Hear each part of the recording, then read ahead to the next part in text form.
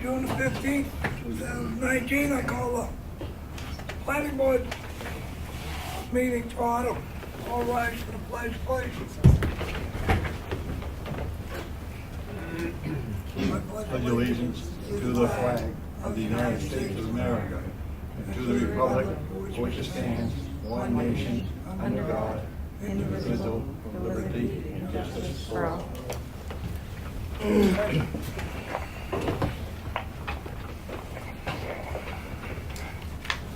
Can you hear all right, Edward? Yes.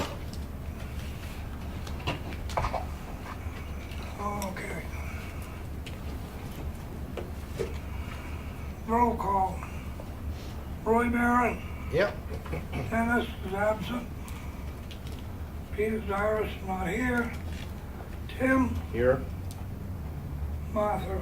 Here. Rick. Steve. Here. I'm here. I will raise Rick to full status as I guess empty spot. Oh, Laura tonight, or is she like? No, When we caught her. it's on. Okay. Mr. Fishman, you're up.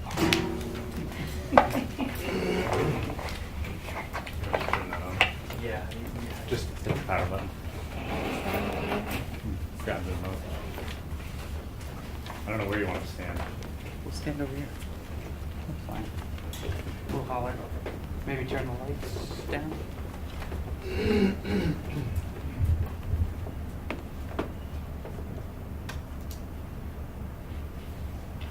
Takes a few seconds to warm up here. So I'm Ash Fishbein, Chairman of the Ossipee Economic Development Council. With me is Matt Trahan, our Secretary, and one of our members, Misty Ryder. First off, thank you for allowing us to present here tonight at the Planning Board. Really appreciate it. We gave all of you a little packet that explains, there's a little cover letter, and then a little bit more in-depth explanation of what we're doing here. But essentially, this presentation has been the culmination of several months and a couple of events. Back in January, we had our Envision Night at the town hall, where 47 people came, Ossipee residents came to join in a facilitation of information gathering, really to hear what our community wants, what economic development means to them, and how we can be of assistance by possibly creating some actionable items in our community. The second thing we did was we took a survey during Election Day in March, and we polled. It was a very stormy day. I don't know if you remember, but we were there for a short period of time and gained about 130 voters to fill out a survey to find out what was important to them, key topics, key items. This is not necessarily the view and belief of the board. Rather, we're here trying to present to you what our residents and taxpayers would like to see, or at least showed a level of interest in. So it's just really important to understand that. We're just kind of facilitating this, trying to create communication between the community and the town, and the community and economic development. So with that being said, a little bit of our history and what we've done so far. So we founded this board in 2016. It is a board that's under the town of Ossipee.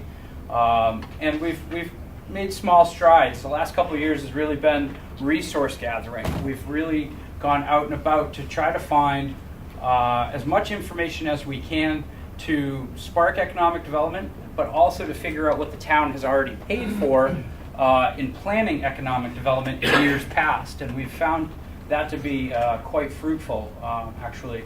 But some of the bullet points that we've done, we've helped some small businesses start up and accomplish goals here in town.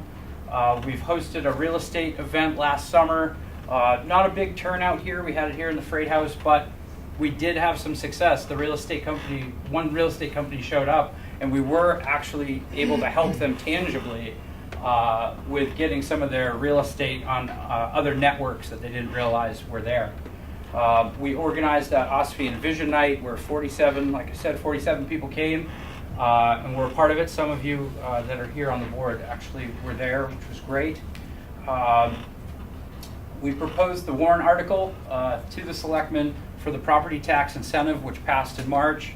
So now, if you apply to the Selectmen, you can apply for a 50% property tax savings on any new building or renovation that you do on your business, which I think is a huge incentive and makes us very competitive to our surrounding communities, which I think is really an important piece.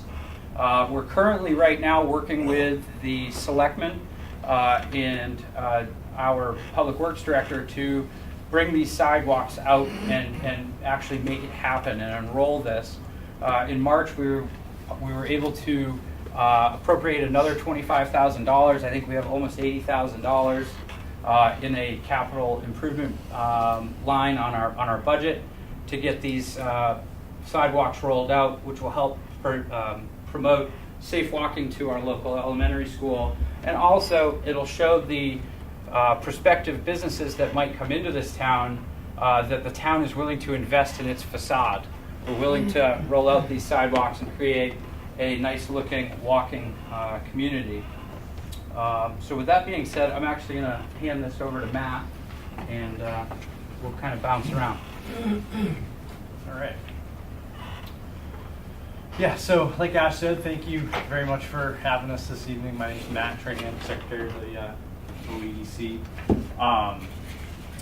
What is this presentation and why? So I think we're all pretty aware that Center Ossipee has looked kind of the same for a long time, and I'm probably one of the youngest people in the room, so I'm sure that feels at least doubly so for you guys. So we're really trying to spark a little bit of growth and kind of harness a little bit of the energy that's going around, and a big part of that is kind of going by, like showing by example. So that is, like Ash said, the things that we're really focused on are gathering information. The first event that we did, the Envision Night, was a big brainstorming event where we had about 47 people come, and we did a couple small presentations, but the bulk of it was most of us sitting around and talking about what we could do to make the town better, what they would like to see that would make the town more attractive for businesses, more attractive for families, more attractive for young people. And then we all kind of voted on the individual ideas as to what was their biggest priority. We took the top ideas from that, put it into a survey that we distributed on voting day, and then took the top ideas from that survey and then researched them, potential examples, funding sources, and that's what this presentation is about. There's 4 topics that we're going to cover. Outdoor walking trails, hiking trails, historical things like that, solar and hydro, a new community center, and what's the playground? Revamping the playgrounds. Thank you. Those were some of the top ideas that came out of Envision Night and the voting survey.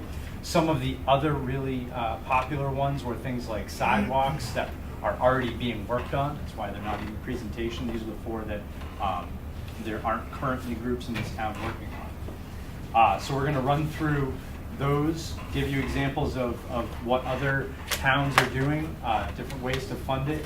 The whole point is not to sort of dictate how we should best revamp the playground or how we should do walking trails. Or just to give you guys examples as leaders of the town, as the leadership of the town, to sort of take under advisement as new groups spring up that want to take these projects on, or people want to do something with the playground or start a new community center, to be aware that there are many people, many voters in the town that want these projects, that there are people that are energized about these things. So without further ado, move along and start it off. The first topic, this one is fairly low-hanging fruit. It was expressed in many different ways at Envision Night, but walking and historical trails, they utilize really two of Ossepee's biggest strengths, which is we have a lot of outdoor space, a lot of rich natural resources. We have a lot of history.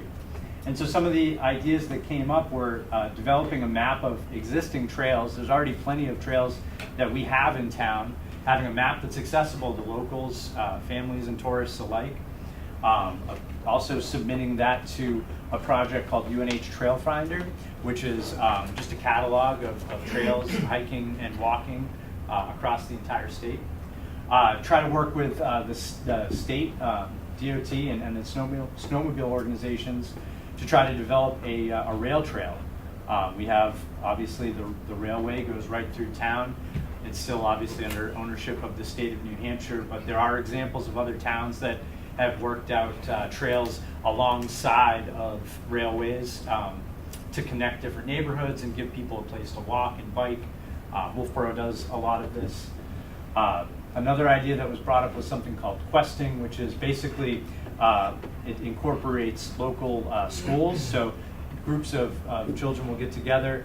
They will do research into the history or natural facts about an area and create a sort of like a digital map or a digital scavenger hunt where people can go and follow, hike along in different places in town, follow along on their phone or their tablet, and learn different facts about the town as they kind of go through.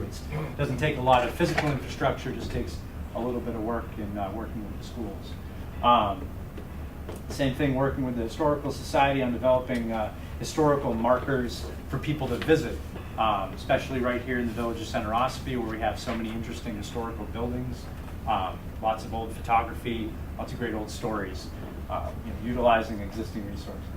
And then continue the work and support the work of the Conservation Commission, who currently has trails that they are building, and the pull-off on 16, the window into the Ossipee Mountains, just trying to utilize what we have that is attractive both for tourists and for locals, trying to keep people in town instead of going to other towns when they're looking for recreation opportunities.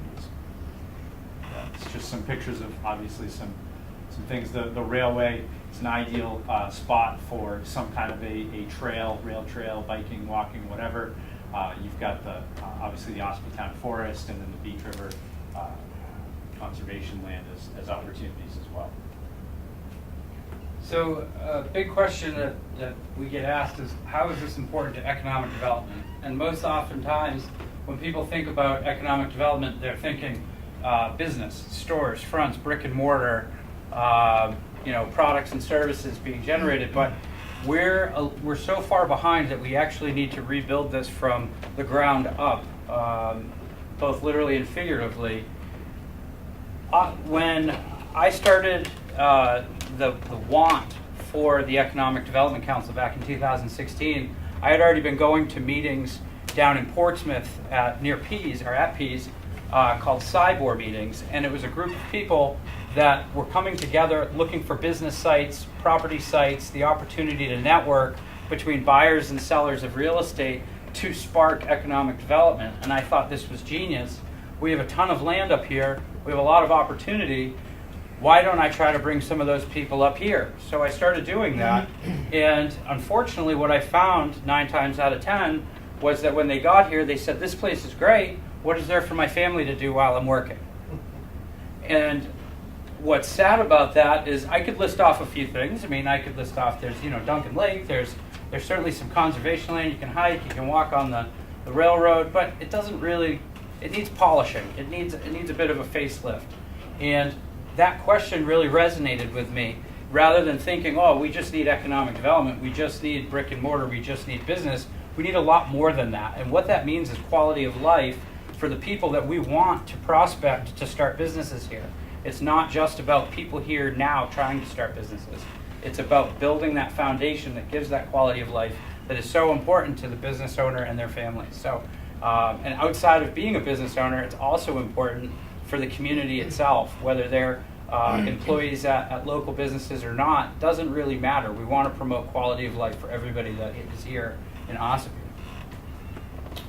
A new playground. So our rec director, Craig, is actually working on trying to get a new playground over at Constitution Park, which I actually had the pleasure of riding around with him today to all of Ossepee's parks and trying to get a better understanding of what this town really has and what it really needs. And what's interesting over there is if you have a family and a family member's playing a sport, there's absolutely nothing to do for the younger kids or the siblings, young and old, while they're playing their game or doing their thing. So a playground over there does make sense. It keeps people entertained and occupied while other things are going on. Secondly, is here in Center Ossipee, our playground that's out back here.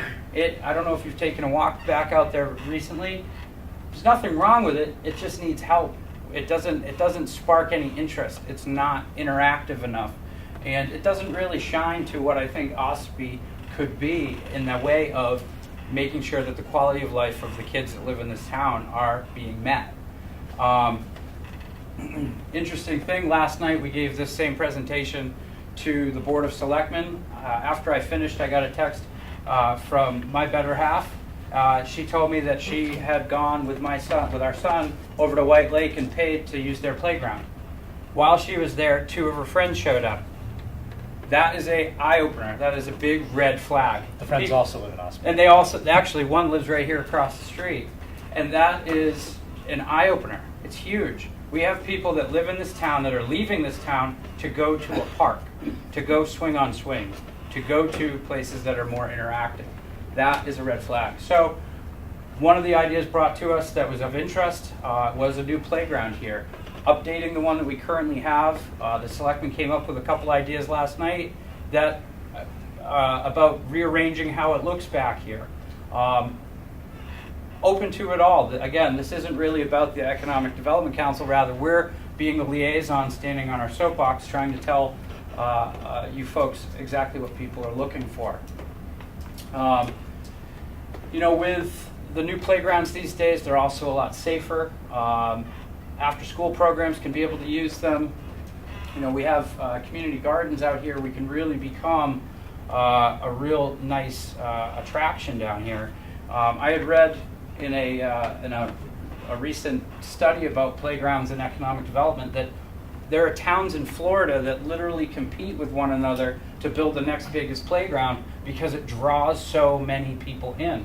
Rather than just putting a playground in with a couple swings and a slide, while that's fun and interactive, making it bigger, grander, bigger and better will bring more people here in the downtown area, which could impact the businesses that are here. It'll show other prospective businesses as well an opportunity of possible clients or customers walking through the door. So it's beneficial for everybody. Another neat thing is that there's funding for these. A lot of the playground companies that produce these playgrounds have access to a lot of great funding approaches and ideas, and they're willing to work with municipalities especially to make these things happen. But you can research it yourself, but playgrounds and parks are really a true foundation to any spark of economic growth. Pocket parks are typical terms used for parks that are under 2 acres in size or have an odd shape. As we all know, in this town, every parcel, I think, has an odd shape. But I think we can tuck some great playgrounds in our own town here. They've come a long way. Modern playgrounds, they're not just swing sets and slides. There's a lot of things kids can actually learn and get involved with, which is really nice. Lastly, there are matching grants, there are leasing options, and there's, of course, fundraising. I do believe that our Parks and Recs department, and just taking this ball and rolling with it, we should consider starting a capital improvement program for our parks. I think it's really important. It's an investment in our younger generations. It's an investment in our families here and the quality of life, and I think it's something that would really take it another step further for the town of Ossipee. Thank you. My speech is a little different.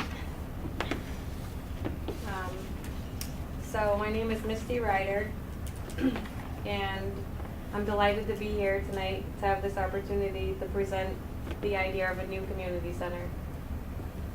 I want everyone just to take a minute and think about what a new community center would mean to you.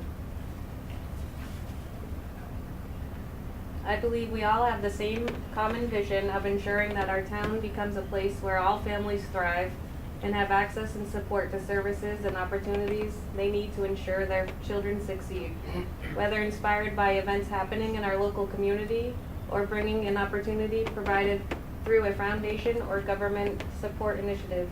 Communities like ours are working to change the future for children, families, by incentives in the town. We are currently struggling with the impacts of the heroin epidemic. We all know someone or seen a close member of our family struggling with this, and it has a huge effect on the community. Change is needed, and a closer sense of community is vital. Tell me, how do we do this? Space where our people can come together, be less isolated, make friendships and connect, have opportunities to get an education. This is a start. A space to be creative, like an artist space. We can also look at this as an opportunity to create space that can house over 300 people for voting and more. Yuta Berg once said, a true community is not just about being geographically close to someone or part of the same social web network. It's about feeling connected and responsible for what happens. Humanity is our ultimate community, and everyone plays a crucial role. We are all taking strategic steps, We're all taking strategic steps to help improve the quality of our community. The new community center is something our people do want. In fact, in the Envision Night, 9% of the participants would like to see a new community center. Then at the last town voting, there was 39% of the voters who wanted the new community center. And then just on a personal note, I'm currently trying to buy a home in Ossipee, and a lot of my family tell me to go elsewhere because of more opportunities, but I'm gonna stay here because I believe in the Economics Development Council and the other groups with the changes that are coming and the town's fresh new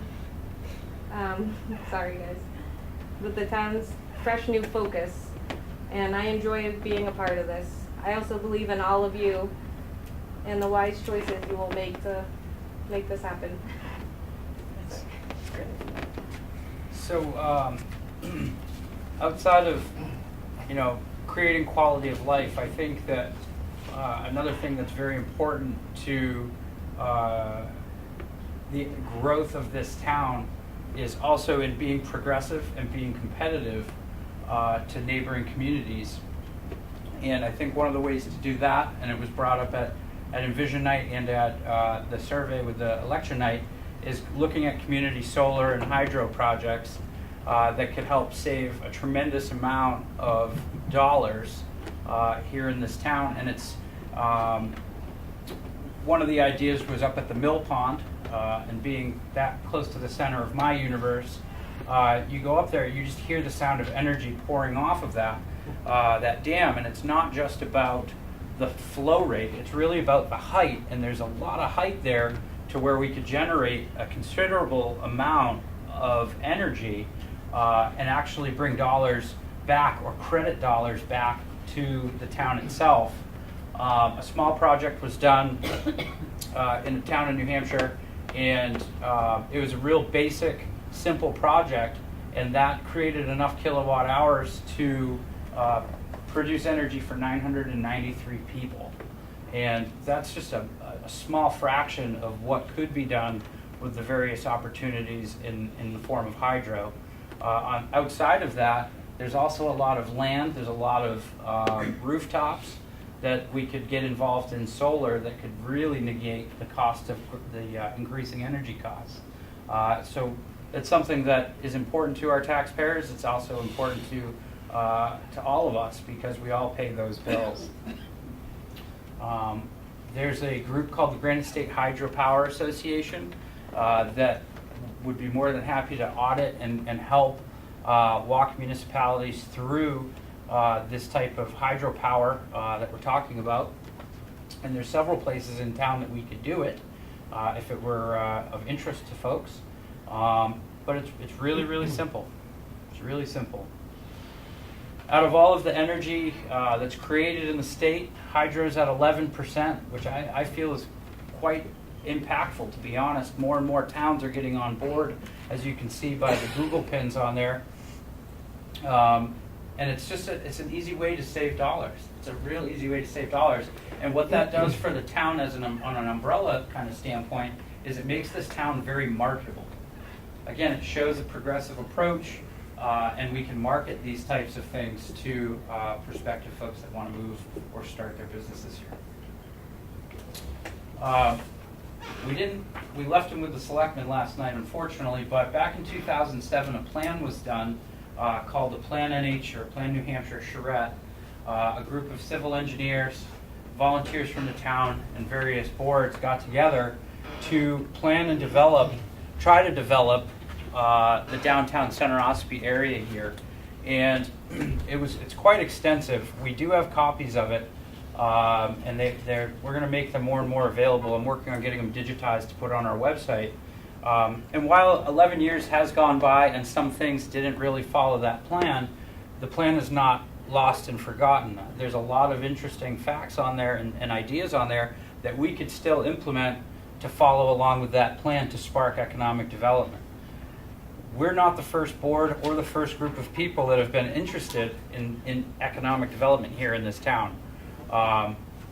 So it's our goal to try to wrap all of these resources together, including this charrette, and start putting some plans into place and start getting folks involved to make this happen. The reason that I believe this is super important to this board specifically is because you are tasked with one of the most important tasks of designing the master plan, or at least facilitating it and putting it together. We look forward to putting our input in there in our chapter, in our section, but we'd be more than happy to help in any other ways possible to make that happen. That plan, the New Hampshire charrette that we had done, cost roughly $6,000 to produce. A lot of it was grant money and volunteer, but we have a plan in this town from 2007 that cost $6,000 that most people don't know exist. That to me is a real big problem, and it's a big problem to this board, so we want to bring it forward and we want to start sparking these ideas.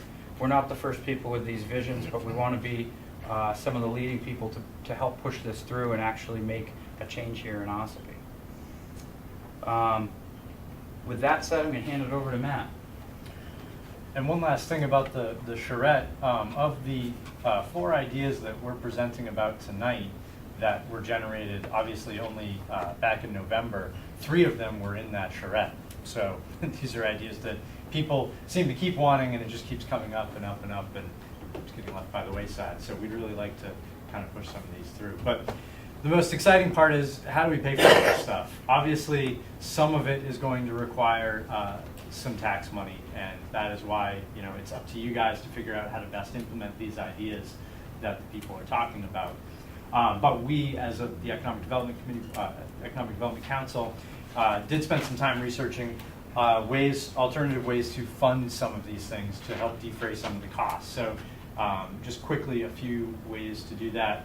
There are some simple state programs. Community development block grants are basically matching grant funds or loans available to both businesses based on employment, but also municipalities to do specific economic development projects, or even planning projects where you need $10,000, $15,000 to pay engineers to best design plans for something, and you go back and give more money to actually implement it. The Community Development Finance Authority, CDFA, has programs specifically tailored to municipalities to undertake specific projects, kind of similar, more loan-based, but they do have one specifically based around solar and hydro projects called the Municipal Energy Reduction Fund. So that is money that's available to municipalities specifically to do hydroelectric and solar. The Northern Borders Grant is a matching grant of federal funds that target low-income counties in states along the Canadian border. So upstate New York, Vermont, New Hampshire, and Maine. Carroll County definitely qualifies. It's up to $250,000 matching for things that do economic development, affordable housing, poverty alleviation, things like that. Also along the lines of hydro and solar, these projects might qualify, depending on, obviously there's a lot to flesh out, but they might qualify for some specialized public-private partnerships where a private company takes on the upfront cost of developing the project, and then the town pays them back over a period of years based on the energy savings or the energy produced. Maybe that's a way to go. Like I said, obviously some of these things are going to require some tax money, some a little bit, some a lot, but again, that's why it's really up to you guys to figure out how to invest in these sorts of things. One last thing about the community center, Misty said that 9% of the people at Envision Night mentioned community center, but I think it's actually a lot more than that, because that was the idea of a community center was actually probably the most popular idea, but people articulated it in many different ways. They use phrases like art space, maker space, youth entrepreneurship programs, adult education. So a strong theme was a place for the people of the community to come together and do participatory things together, learn together, help each other, play, recreate. There's a strong desire, and I think it goes through all 4 of these projects, for something to bring people together. So just, definitely keep that in mind as you guys kind of continue on in your stewardship of the town. The presentation obviously was about the 4 ideas. There were a lot of great ideas that were generated in through the Envision Night and the voting survey. All that data is in the packet that we gave you. There's a letter explaining why we're doing what we're doing. There's the outline of this presentation, and then there's the actual data from Envision Night, the actual data from the voting survey. So we definitely encourage you guys to go through, look at that. There's plenty of cool stuff in there. If anybody in the audience is interested, happy to send it out to you. I'm sure we're going to put it on the website shortly as well. But we're just trying to bring you guys the ideas that people have generated, and hopefully you can kind of take that through with you. If you want to finish it off. Yeah, so outside of that, we're going to conclude this. I want to thank you for your time. I know there are folks here that have cases to get to, but want to thank you as well for sitting through this. We have a website, it's OssipeeDevelopment.com, and we also have a Facebook page, which is a great way to see kind of up-to-the-minute things that we're doing. I'm always trying to promote, and we're always trying to promote different things that are going on in this town, so that's a great way. It's open to the public. You don't have to have a Facebook page to read it. You can just search for it on Facebook and find what we're doing. Outside of that, that concludes our presentation. Are there any questions? I got a few comments I'd like to make. One is your survey is based on 130 people. That's a very small percentage. You get some flaws there. 2, your sidewalks are voted down 4 or 5 years ago due to the fact that 5 years out, the town realized how much it's going to cost them to maintain them afterwards. They didn't like it. So you got a minor problem there. So you want to put that together carefully. I'm not against any of this, so don't get me wrong. It's just sitting on the board 10 years. I picked up other things. 3, your hydroelectric and your solar panel. I like the idea, but the other end of that is those people who don't do it are going to pay a higher electric bill because your power company's got to buy it. So you need to look at that minor problem too. The more the power companies buy, the less customers they got, the more they charge somebody else. And the other thing is the tax problem. My taxes went up again this year, and people don't like the taxes going up. When you're asking for tax money, you want to have a really good presentation of how it's going to kick back and lower taxes later. Sure. Those are my points. I'm not asking you to try to address it. It's things I think you need to look at. Sure. Can I respond to that? You can respond to anything you want. I'm just saying I'm not Sure. expecting a response. Sure. So, and those are all absolutely fair statements. As far as the sidewalks go, the reason it fell through had a lot more to do with the federal dollars and the ability to actually access them and the time it took. There was also a hang on. $100,000 price tag on the other end of that for the equipment to Yeah. maintain it. Yeah. So outside of that, we have, since we've put sidewalks in up the road here, we can rough estimate what it costs per foot to get that done. We have almost all of the money currently. We already had $65,000 in a capital account sitting there from the previous sidewalks. We added $25,000 to that this year, which will more or less complete the project that we're looking at. I would like to see them burst in for safety. Sure. But now you gotta buy another sidewalk plow, you have to hire somebody to run that plow, so you're adding to the taxes that way too, and that's what upset some people last time. Yeah, I don't It's think all, it'll it's all increase stuff, tax. it's all stuff you wanna look into Sure. and get it out so they don't have surprises. Sure. As far as the solar and the hydro goes, last year we spent almost $60,000 just on the pumps down at Camp David, down at the town's septic. If we were to put in enough solar down there that would defray the cost, we're actually reducing tax dollars. Oh, I like to see stuff like that, but when you start getting the houses, the individual people, It's not for individuals, it'd be Okay. for the If you go to- municipalities if you go to town stuff- to cover our own Yeah. expenses. I didn't get that To out of your reduce the cost. presentation. Mhm. Okay, I got that hydro and solar and stuff like that. And Sure. when you went to solar, I figured you talked about other residential and stuff Sure. like that. And then the last piece with the taxes going up, our town taxes went down, it's the school.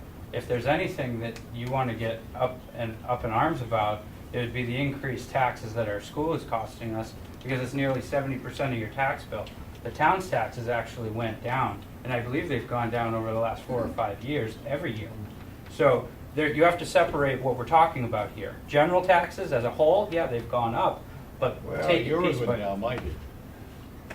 Mine didn't go No, down, mine the went up. rate. Oh, the I'm rate. talking about my town rate.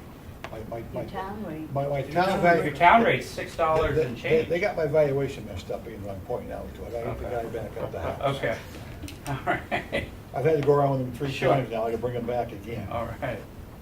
If I could just say one thing, I mean, a really important part of this is we're really an advisory board. We're coming up with ideas, we're presenting them to folks like yourself to figure out how to best implement them. You're the leadership of the town, you're the stewards of the town. You know, this is for you to digest and kind of think about. As far as the sidewalk idea, I totally agree. I was on the budget committee when that was happening back in the You're aware day. it happened, yeah. I remember all that. But at this past town meeting in March, the warrant article came up to allocate another $25,000 into the capital account to do the sidewalks, and the people voted for it. So, I mean, you know, we're bringing information to the light. It is still always up to the people to vote on whether or not to do things. No, So, Safety is quite important. I don't have a problem with sidewalks. I just wanna try to bring things I remember that did happen. Yeah. So that you can figure them in and try to figure ways around it, so to speak. I haven't heard anything tonight I dislike. Don't get me wrong. I'm just pointing out things I think might catch you in the end if you're not paying attention. The reason the sidewalks did not get built was between the state and the federal. We had to pay them $20,000 back because they kept playing games and the grant ran up. So I ended up taking 20-some odd thousand out of capital reserve to pay them. Anyone else got questions? I'm gonna be real brief. I wanna thank you guys for your presentation, and certainly I think that the Economic Council group is gonna act like a catalyst in this town. I see, you know, sat in on a lot of your activities so far, and I see a lot of interest, and every time it seems to be building and building. And I think that, you know, working with all the different town departments, including the planning board, will be excellent to, you know, help you guys get a better vision of what, you know, what things are needed and, you know, where we go from here. I also just wanted to comment on 3 things. You talked about the trail maps, that is in progress. The Conservation Commission is in the process of creating a trail map with some existing trails, and we're going to blaze a couple more this year. Some of the adjacent towns already have them, so we're kind of modeling after that, and I've gotten the support of the two of the 3 selectmen. I think I'll have support of all 3 shortly. Historic markers, and signage in general for conservation land. The Conservation Commission is in the process of having constructed the first 3 of, I think, 8 or 9 signs that identify conservation land, and they will be specific to those sites. And one of those sites, which is in particular interest, is the old mill site on Annie Nichols Road, which we had an Eagle Scout blaze a trail through last summer. And this kind of tailors into what you were talking about relative to some kind of a historic marker that maybe we can, you know, put our heads together and come up with some kind of a little interactive sign that actually shows the graphics of the trail now, you know, and things like that, because that's the kind of thing that I think will draw people into town. And then the third thing was the master plan. Obviously, Connie may have not mentioned it or not, but we are in the process of updating the master plan. I know the Lakes Region Planning Council recommends doing a chapter a year. To me, that's unacceptable because we're overdue and we're working diligently on it. And my best guess is that it'll be done in the next 12 months. And when I say done, the draft, and then it will be, you know, as each chapter is being drafted, it'll be distributed to the appropriate organizations in town departments, your group, many different organizations, so that everybody has an opportunity to input it. And I think we should also have a public input in it, but that we haven't discussed yet. So anyway, that's just to give you a good overview. Thank you. Anyone in the audience wish to speak? I'm from the Laconia area, and maybe you want to check out in Guilford, at the Guilford Elementary School, it's a place called Imagination Station. It's a great playground, and people from all the towns go there and spend a whole morning there. Okay. It's got a good, and they just redid it a year and a half ago, and you get a good update on pricing and stuff. Awesome. Thank you very much. Anyone else?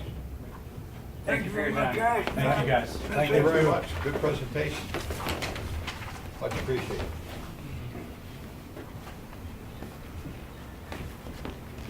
You want to hit the other set of lights out there? Nash?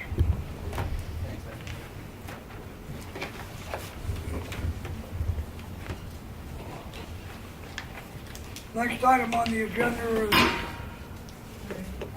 Rick St. Jean's request. I have two letters. Ossipee Board of Selectmen, Town Hall, Main Street, Ossipee, New Hampshire, 03814. 3, Trustee of Trust Funds.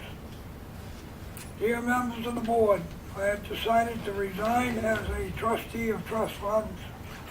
It has been brought to my attention that there are too many members of the planning board that are also trustees of trust funds. My resignation will be as of Friday, May 4th, 2018. Any questions or comments, please do not hesitate to call me at the above number. Sincerely, Rick St. Jean.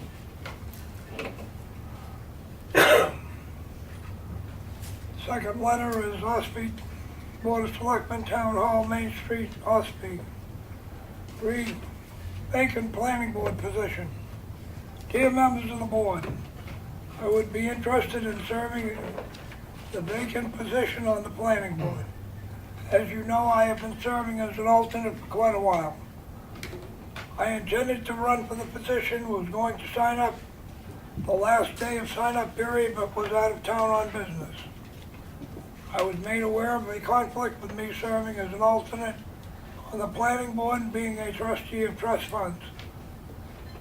So I have tendered my resignation for that position. I appreciate your consideration. Sincerely, Rick St. Jean.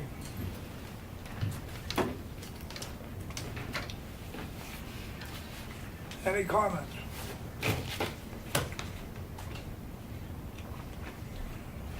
I'd like to see him become a member.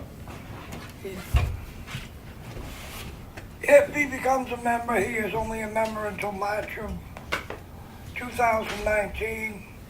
As an alternate, he is a member until March of 2019. So, But he can run.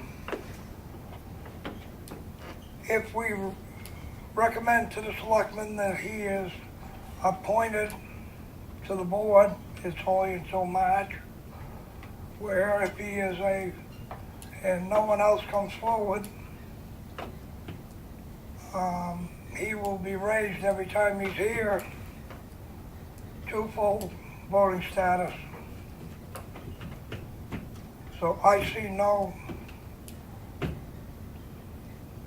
we're not gaining anything by making him a full member now. I think we are, 'cause we don't know what might come in later. And it's up to selectmen anyway, it's just a No, it's not recommendation. up to the selectmen. The hell it ain't. It's I'm up not to gonna selectmen. argue with you, Well, it's a Mr. Barron. recommendation. Point of order that the recommendation to the selectmen does come from the planning board. Correct. And so if we do not recommend someone, or we do recommend someone, then, only then, does the select board act upon it, so. Yeah, but they can act either way, period. No, like, Not my understanding when I checked into it.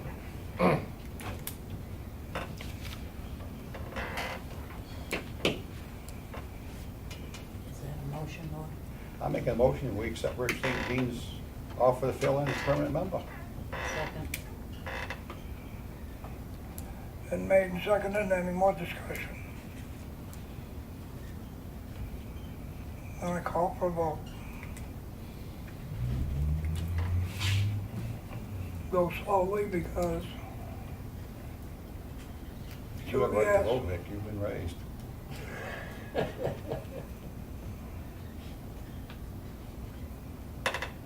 all those opposed.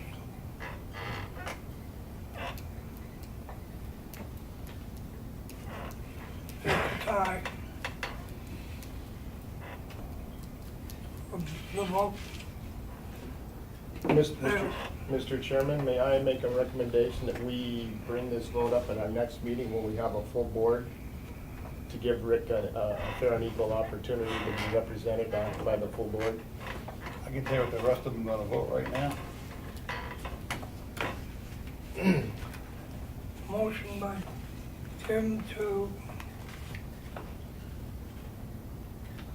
Westall vote.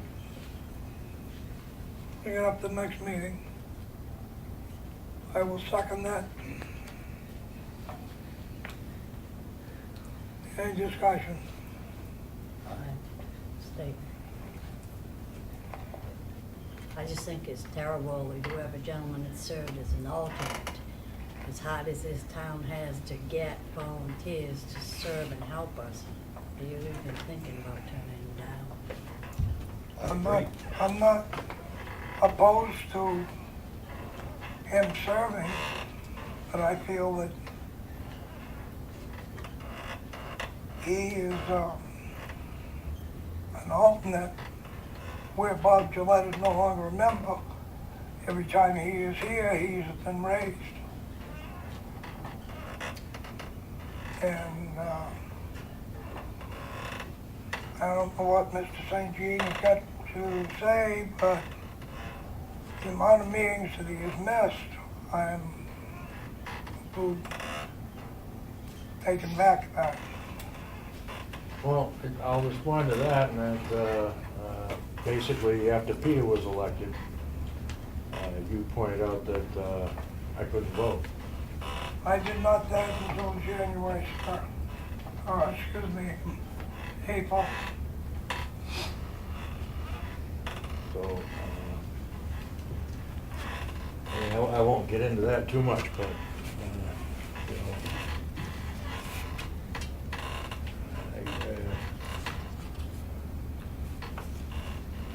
I think that there was some miscommunication of what was going on relative to the trustee of trust funds and my position on the planning board.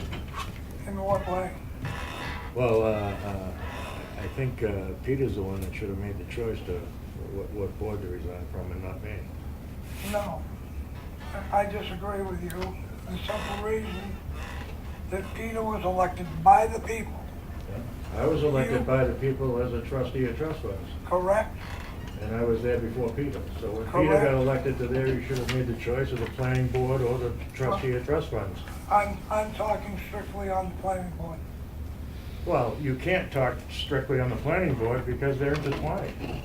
No. If you have the, yes, They're because, two separate items. no, they're not, because the issue is whether or not, how many members of the planning board can be on the trustee of trust funds, right? Correct. So how can you separate them, Connie? I am separating, you were asking for an alternate, from the alternate to a permanent position. What I am stating is, Peter was elected by the people. You were appointed by the board. Yeah. And that's all I'm looking at. I'm not looking at trustee and trust funds. I'm looking at the Well- planning board. I was elected to the trustee of trust funds, correct? Correct, in one of you or I had to resign. Yep. And where I have been the only one in the last 2 trustees of trust funds meetings by myself, then I'm not gonna resign. I'm not asking you to resign. So, I resigned. you resigned Yep. prior, but you were not there for the last 3 meetings. So if you wanna get into it, I can get into it, but I'm not gonna get into it here. There has been a motion, and I seconded it, that we put off this vote until the next meeting. All those in favor? Opposed? Motion is defeated. So we're taking no action on this to St. Jean's request. Move on to the next item.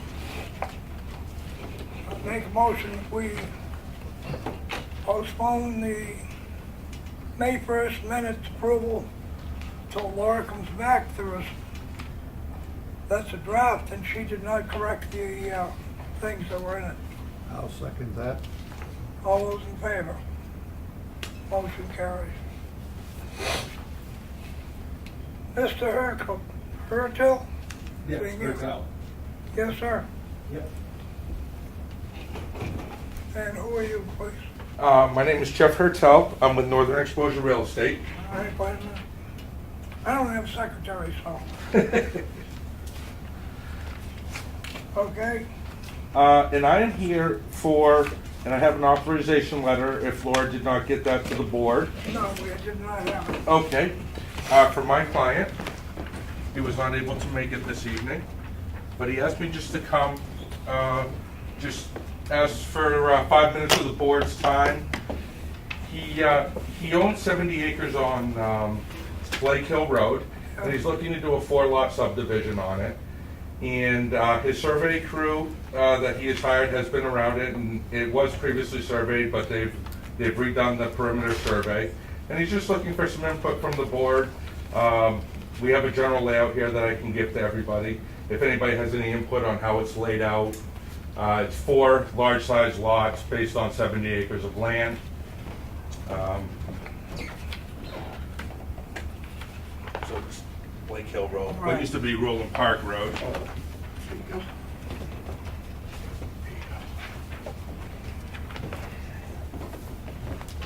You're welcome.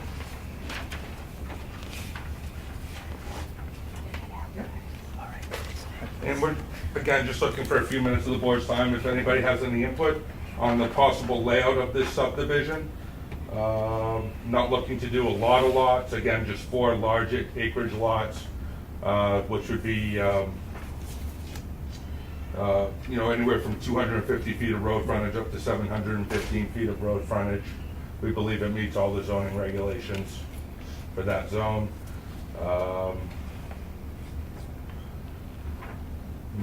If the board were to have any input, we will be formally back in front of the board with the surveying company. Will be presenting that. Just thought we'd take. How far down Blake Hill are you coming from Roland Park?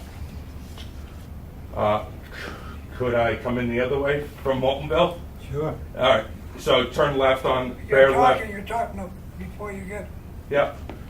when you start going up to Blake Hill from Moultonville Road, Yeah. the road is not plowed during the winter. Bottom half is, he's coming in from the bottom. Bottom half. He's coming in from Blake Hill. He just changed Moultonville it, Road. you're coming in from the bottom, right? Yes. Yeah, Coming up the hill. and that's not plowed all the way through. No, there's only the top hilly plow, everything else is. Yeah. It's town maintained, paved town maintained road frontage. To Eldridge's house. So he's down on this end. No, Yeah, we're nobody just else. 1,500 feet up on the left.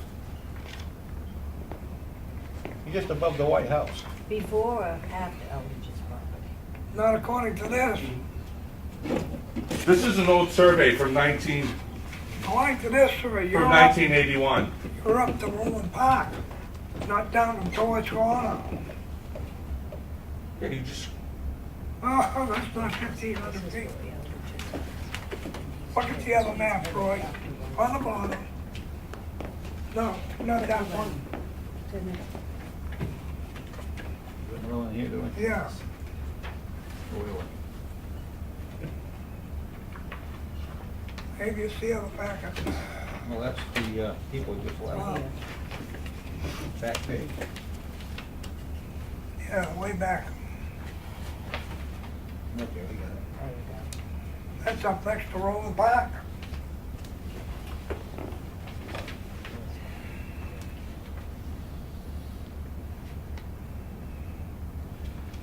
Actually, it's halfway between Roland Park and Blake Hill. I Valley mean, Road, Roland Park. Your intersection's Roland Park's way up here. This is Yeah. Roland Park. I This is understand this is where that. the I old man, understand that. the old man's cottage is up here. This is your Y. He is pretty damn, he's way down on the plowed area. He's- This he's- area is not plowed right here. He's adjacent to the Eldridge property. No, I think he's adjacent, he's next to, If you look at the old plan. See, he's a third lot up. Eldridge, that noted Yeah. there. He's a third lot up from the bottom of the hill. But here's your Y. It's plowed to here. all right, and he's right here's plowed not then. plowed. Okay. I'm He's on a sorry. plowed area. I grew up there. I know where that is.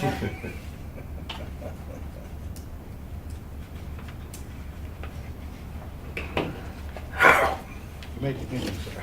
but, again, we're just looking, the owner of record and the surveying company who had done the perimeter and will be continuing on with the subdivision.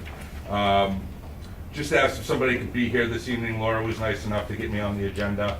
Just looking for just a few minutes of your time.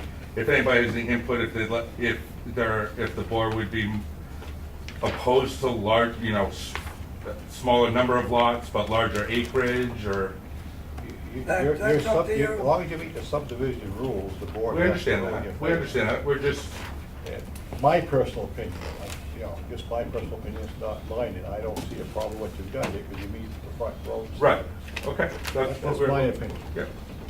Well, residential is what, 200 feet, so he's. 200 feet, yes. He's well over 200 feet, all of them. Residential's 200, yeah. I mean, his smallest one's 230. Yeah, and I will reiterate what Roy said, as long as you meet all of the criteria for the applications for subdivision in our regulations, Yeah. that will give us the information we need to review appropriately your Great. application. That's great. Proper maps. We'll have it proper things all. on your Yep. maps. Yep. Proper place for signing, everything. Absolutely, no problem. Laura will be glad to walk you through That's- when she's back. You're a very good Yeah, lady. yeah, our surveying crew is familiar with the town of Ossipee. I'm sure they'll do a fine job. Okay, great. That was Sorry really you had it. to wait so long. No worries. Thank you very much for your time. Thank you. Make sure if you want any waivers for anything, make sure you got them ready. Okay, will do. Will do. Thank you. Yep, thank you. Case number 18-2, special SPR Ossipee Mountain Estates Co-op owner, 7 Mountain View Road, tax map 54, lot 2, granted conditional approval for a site plan pending receipt of the fire chief's letter of approval. Do you have a copy of that, sir? We're getting a copy. I thought you would have a copy here. It was addressed to the planning board. No, I do not. No. Well, we will have one very shortly, and I have the revised plans there. We did move the generator slightly. I will not sign them until I have that fire chief's letter. There's a chance Laura hasn't been there. That was the requirement, and Right, the letter was, I did get a copy of that letter. It was addressed to the planning board, not to me, but I did get a copy of it. I was CC'd on it. I do not have it. Laura is sick. I apologize if it's been town hall. You know, I didn't So know. somebody, we kind of got the gist here, and Ed, one of the co-op members has gone to print a copy off his computer, and we will have that tonight here before. If you have it tonight. Yeah, it is written, and He asked us to revise the plan slightly to move the generator 2 feet, and we did do that. And I brought, revised plans for you so that, you'd have the approved plan to be able to record if you do record them. And those are all right there. The copies of those are right there. Those copies. Correct. Yep. I do have a digital copy of the letter, Well, just so there's no misunderstanding that it's not there. I mean, I can only go by what I have here, sir. And until you present it, I'll So continue. we do to have that. We'll have that in 10 minutes or so. All right. Okay. Case number 18-1, Subdivision Maxfield Property Holdings Incorporated, 1230 Route 16, tax map 101, lot 1, was granted a conditional subdivision pending revised plans. We have received the revised plans as of May 2nd. And make a motion that we go from conditional subdivision to approved subdivision. I second. All those in favor? All those opposed? Motion carries.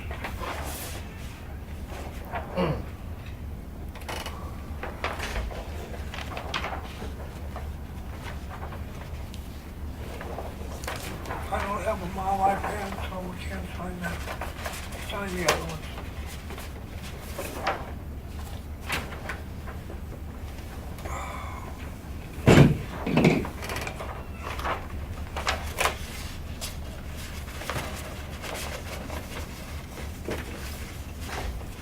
We have the last day.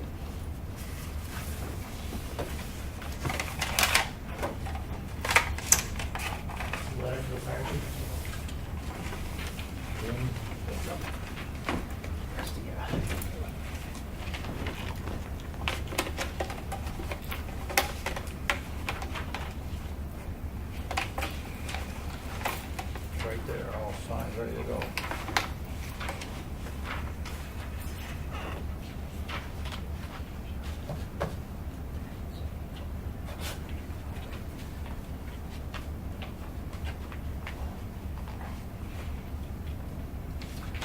Okay.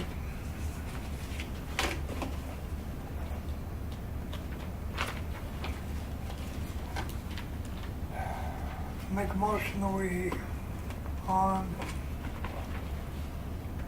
case number 18-2 special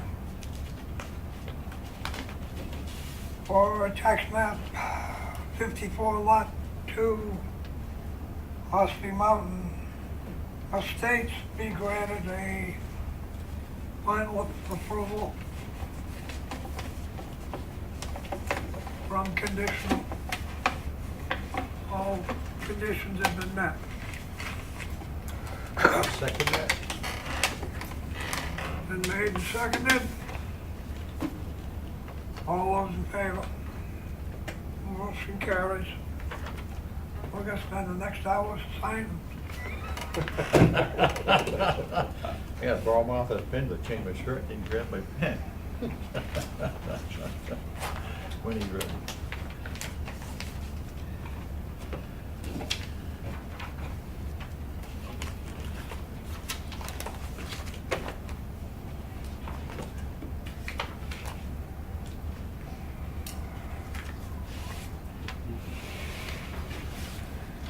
You know,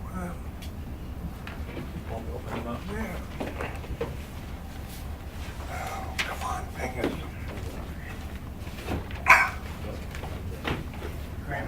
Only hit him a couple times? Really started. Well, right, if I mean, started, yeah. I'm gonna have to have somebody substitute for him, forge his name. You ain't gonna forge my Here's the name. rubber stamp. Yeah. I figured they could Old scribble. business, Morse Pit, we have nothing. Gravel Pit, Ambrose's. Archie's Pond Road map, 231 lot 01, total acreage of 66, data permit. For RSA 155, semicolon 2E, D2, excuse me, 1D was 705 of 12. Spoke with Mr. Ambrose on 5/2/18, referencing the letter of reclamation renewal due October 2018. Mr. Ambrose is to submit a letter indicating the pit was never optional and would not renew his permit. I'm not gonna get into master plans tonight. Connie, that Ambrose pit, was that, 4 acres. so he never actually did He any never work? took any sand out of it. Oh, okay, so there's no If he reclamation did- to be done? How can you recommend sand? No, I agree. He didn't take any topsoil out. I got it, okay. We have, Best sand in town, he didn't take any. Yep. tackle gravel pit with an intent to excavate. Tax map 124, lot 025, average acreage. The lot is 185. Paid a permit 1/19/2016. But the permitted total area is 12 acres. Excavation area is 6+ acres. Reclaimed area is 0. Remaining cubic yards of earth to be excavated is approximately 308,931 cubic yards. Estimated cubic yards of sand is 20,000. Taxes are paid. I believe that we've got to send to Mr. Heckle that he's got to start reclaiming. Doesn't have room to reclaim yet. Well, he's got 5+ acres open. I'll go look at it again, but the way it was set up, he didn't have any place to reclaim yet. Well, that's his problem, not mine. He is only supposed to have 5 acres open. I will go up and address it then. Notice of ZBA case number 17-1B. McKenna was granted the variance for shed. Do we have a updated reclamation plan on file, or has he sent one? There should be one in the file. Case number 17-11. Kenny was granted a variance for a shed. ZBA case number 18-4. Variance, Ossipee Mountain Grill, continued until September 11th, 2018. Case number 18-3. Pre-hearing, Ossipee Granite Recovery LLC continues to June 12th, CBA meeting. The unsatisfied conditions, there have been none satisfied. Now, Mr. Ash, you wanted to address us? Yes, sir.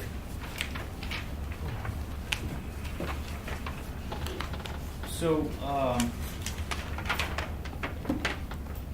as we all know, Jake Dawson with the laundromat down below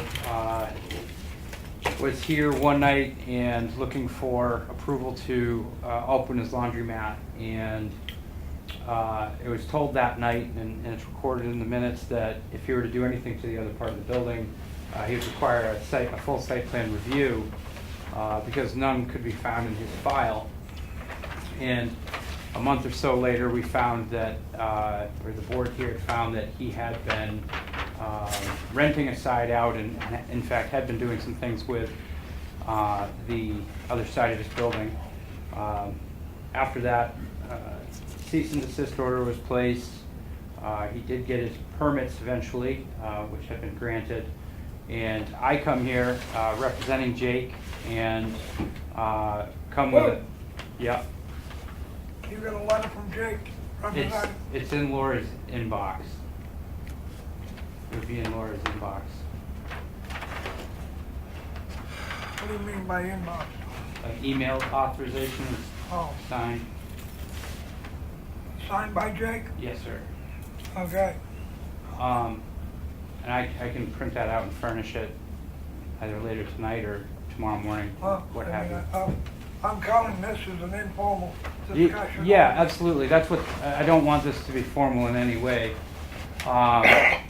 So I want to first apologize on Jake's behalf for kind of getting the cart before the horse, but what we would like to do is move forward in trying to get him situated so that he can operate not only the laundromat, but any other business that he's looking to do. Upon investigating over the last 4 weeks or so, I did stumble upon some information in his file, and I really wanted to come in front of this board to discuss it with you as to determine what this board would require.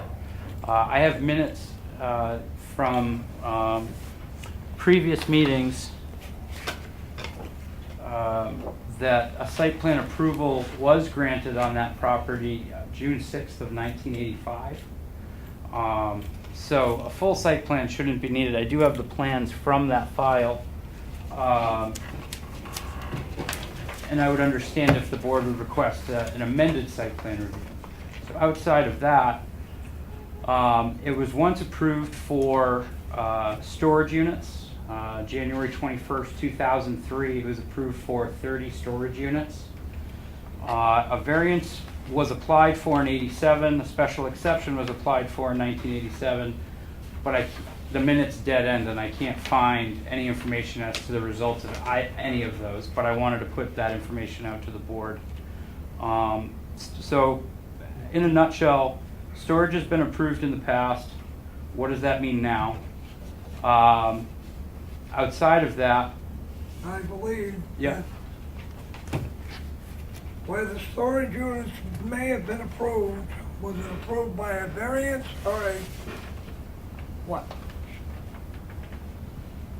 That's what you can't prove right now. Well, that's the question, but the planning board did approve those storage units. Approve a variance. Sorry, the zoning board did approve the storage units. I'm assuming then it would be done by variance, but I have no idea.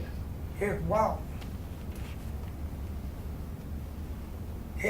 it was a variance, then it goes with the property. But if it was for the storage area, and the storage area has been down for over 2 years, that variance is no longer valid. Okay. So with that being said, there was also storage approved for Northern Tire to store in the back part, which is currently still standing. I do not remember that. It's on his site plan, which is right here. Again, I'm here for guidance. I'm not here to argue. I'm here just to figure out what this board might like to see so that we're not coming back and forth here and Jake can do what he needs to do. Okay, before you go any further, Yeah. we went back. What has been granted in the past has to be brought before this board with approvals. In other words, saying that it's been approved by such and such and whatever. What his envision is doing on a site plan, amended. Okay. So, I mean, So, you can say to us that he got a variance for this, he got a variance for that, he got a site plan for this, but if we don't have it in front of us, it's hearsay. Not that I'm trying to give you a hard time, but I mean, okay. that's, Well, I mean, I do have all of the minutes where those were approved. Doesn't look like storage units to me. there's no storage Right. units, the building collapsed.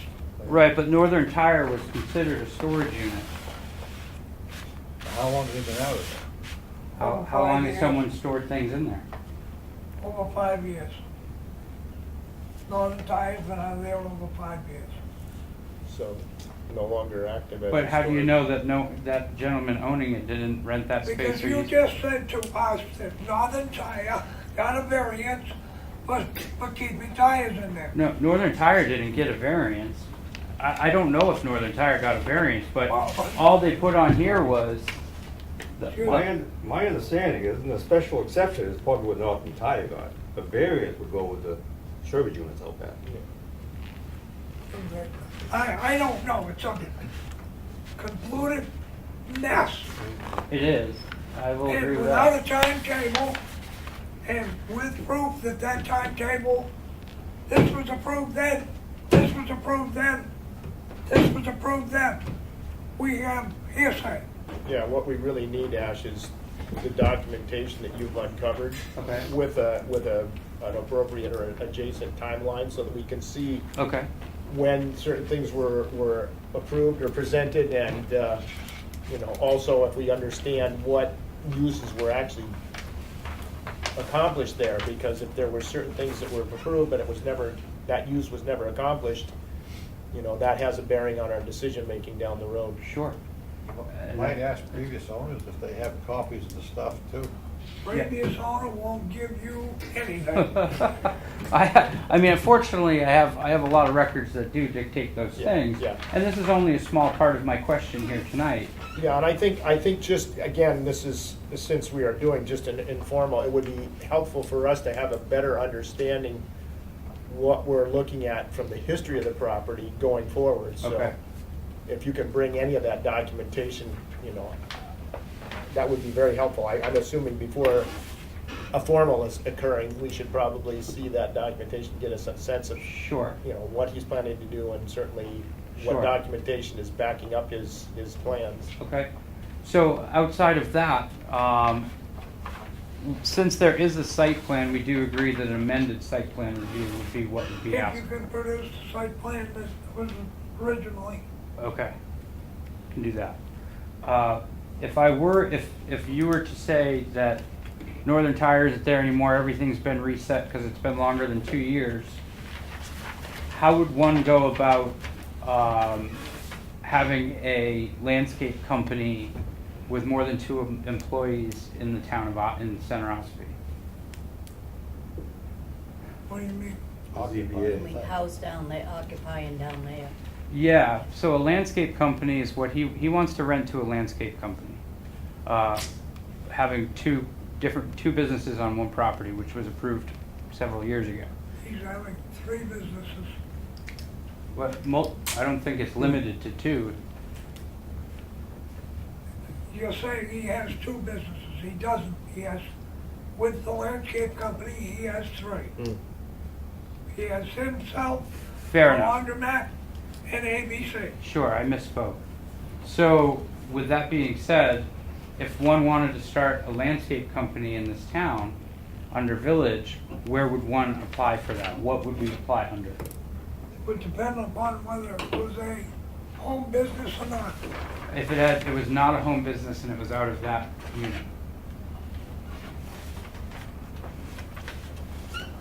You would have to come in front of the planning board for a site plan. If it was a formal business. Steve? I'm not sure if it's allowed in the village district. Well, that's the that's point. zoning. I don't want to waste time coming back to the planning board for you guys to say, well, you can't do what you're wanting to do. It's not allowed in the village district, and then I have to go to zoning. If you said, well, it's not allowed in the village district, and I had to go to zoning, I would just go to zoning. But don't you need to be denied by the planning board before you can go to the No. ZBA? No. It has to be designed by the zoning officer. And if the zoning officer denies it because it's not an Approved use. approved use, any business, I believe you'll find is approved use in the village district. Excuse me? Any business is approved to the village district. All right, Jim? No, Well, I mean, no, there are restrictions. Yeah, there are a few. There are a few. what and is that's- it? Manufactured home subdivision, junkyard, sales room, veterinary clinic, warehouse storage facility. Sales room is allowed.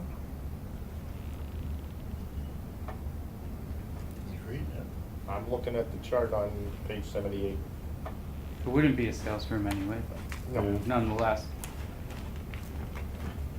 And then, of course, agriculture, stables, recreation, camping parks. Well, it depends on what you call But it. as far as business, commercial uses, there were 4, I think, or 5, no, excuse me, 4, 5 that I listed.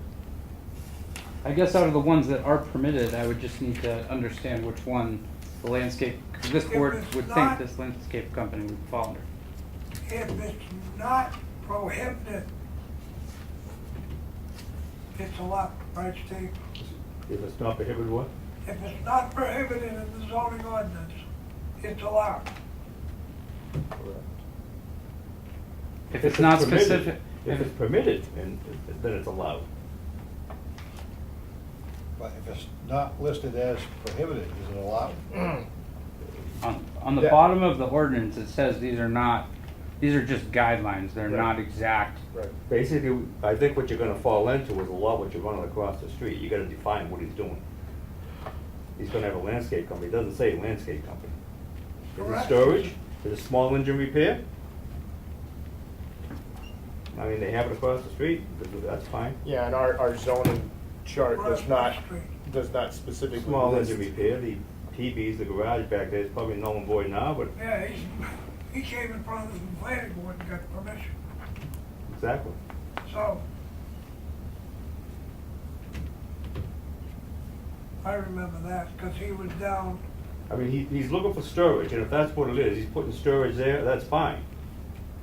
That's what it is, the storage. But the third business that Ash is referencing to is a landscape service business. Yeah, I mean, they Correct. just want a place, they want a small business office in there and a place so that they can put their mowers there in the winter.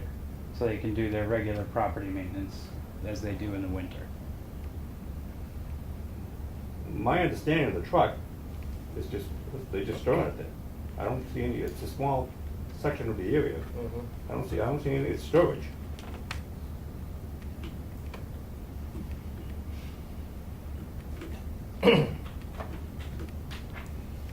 What about the office? Huh? Would they have to go for the plan board for the office? Well, if it's storage, it's permitted. Yeah, if it's a business office, per se, if it's an It office for his depends on business, whether that it is was- permitted in village. was it a variance for storage? Did he get a variance? That's the question. I don't know. I would have to say, somewhere out there's a variance for storage. Well, What's in there for tires or northern tires, that's a special exception. The building's already there. There's a variance out there. if there is a variance, then it's got to be someplace. For storage. And if it isn't, because the storage unit that they got the variance for, quote unquote, was removed when it fell down. Now, But the variance goes with the land. Even though the building's gone, it goes with the land, a variance. so if he wants storage there, he has to rebuild that in the same footprint, not in another section of that I don't think he's asking to build anything. I think he's asking. Well, you're saying, I got a variance to put a 30 by 40 storage units in. Hmm. That variance says 30 by 40 storage variance. It's just my take. I would say they got a variance for that. I Well, don't know. no, but what I'm saying, now, that variance is still good if you build in the same footprint. They can't You use the follow old me? building. Exactly. But the tires was probably a special exception where that is null and void by now. I don't know. I don't know. I don't know whether Kurt and Jack got Did you say storage was allowed in the village district? Outdoor storage. Outdoor. As an accessory Right. use. We're wondering about putting an actual landscape business in. let's,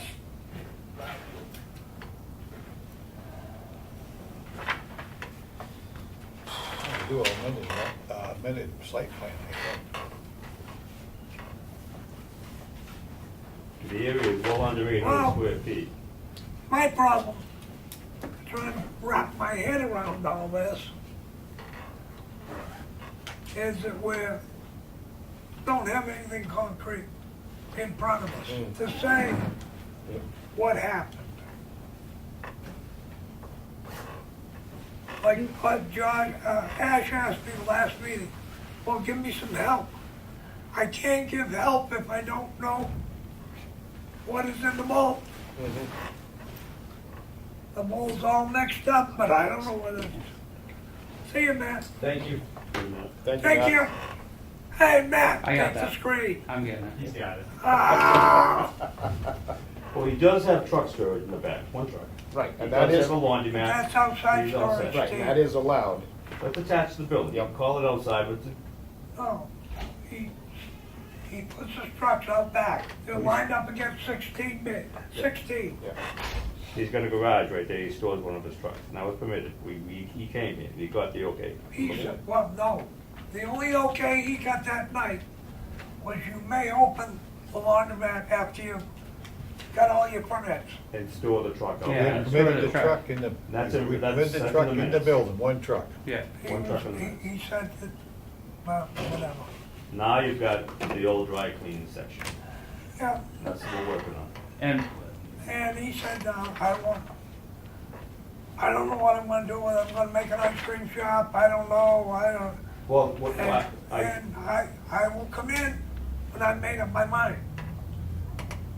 Yeah, That's what- we need a definite plan as to exactly what he's intending to do before we can really act on anything. And as I said before, we certainly will need all the backup documentation from as far back in history as you can go to allow us to assess what is current and active and what is no longer current and active, in order to give us guidance and Steve as well guidance. And I absolutely get that. I'm trying to avoid the unnecessary need to come here to be told we can't do it and we have to go to I zoning. don't think you're Well, gonna be you able to can't- do that.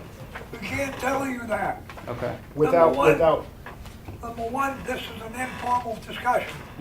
It's non-binding on either part. Number two, what ifs don't add up to the sum. Right, so my So- ultimate question is, if I were to come in for a site plan review, what would one do if they wanted a landscape company? What do I, Come in with a site plan. When you come in with a but I have to site put what I'm applying for Exactly. and what's allowed. Right. What is it allowed as? well, certainly, and correct me if I'm wrong, Connie, but as I'm looking at the table of uses here for plan. Retail, commercial uses, says retail. well, either retail or business offices, because really what Ash, if I'm not mistaken, what you're saying is this landscape service business wants a space that they can have their physical office in to keep their paperwork and all of that. Yes. Plus repairs. Are they, Plus store equipment. are they doing repairs I inside mean, they as could well? sharpen a blade, but I mean, today, they're not doing small engine repairs on these machines. Right, You have to send it out for most of that kind of right, work. right. So as a business office, it is permitted in Village. And so is the Can you retail. find some information as far as Any kind of, variances and special exceptions? I'll sit down with you, and then I can let you know whether you have to go to the zoning or the planning board. Sure, I thought Okay. we did that last week. Okay, But that, sure. if you can convince me that you're set with special exceptions and variances, you found the right paperwork, then it's just a site plan amendment, am I correct? Site plan amendment anyway, because there was an approval for it, which I mean, for can't- what you which I wanted to. can furnish, yes. An amendment of what I wanted to do. Yes, yeah, but to get out of the ZBA is what you're looking for, so come here and just get it done. Well, site plan, does that site plan encompass the laundromat? Yes. And what else?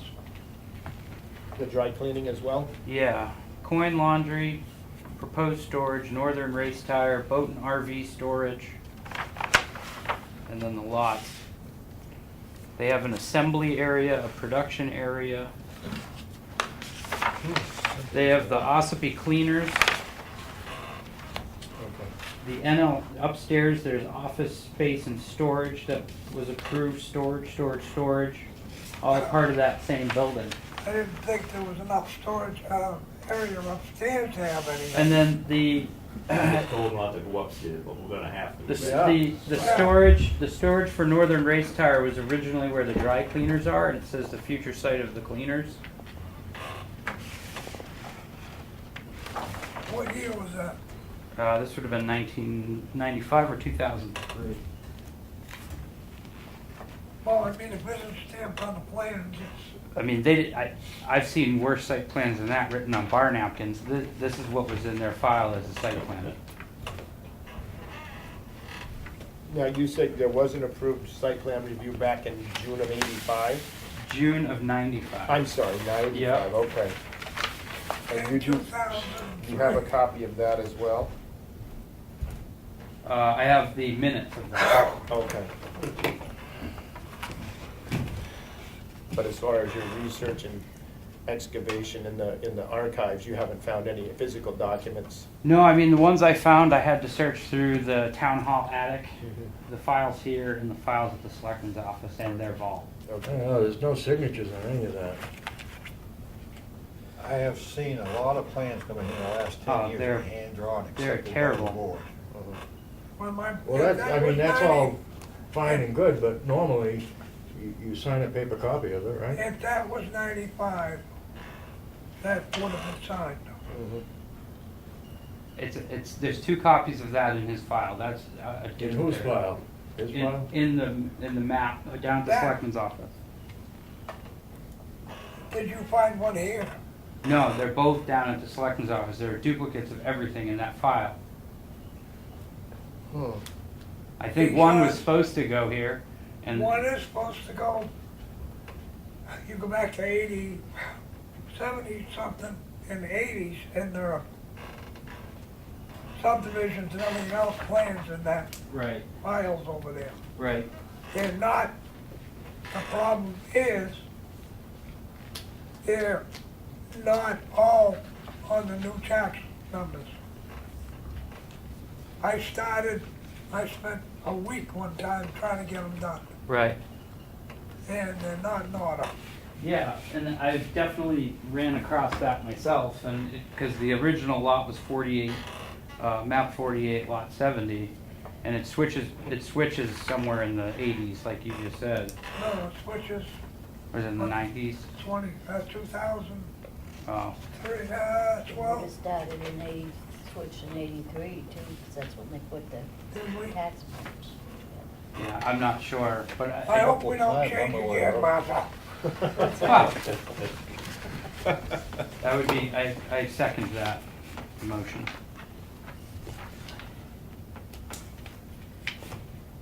Yeah, I have minutes here that, that Jim Rhines was a part of. Let's find it.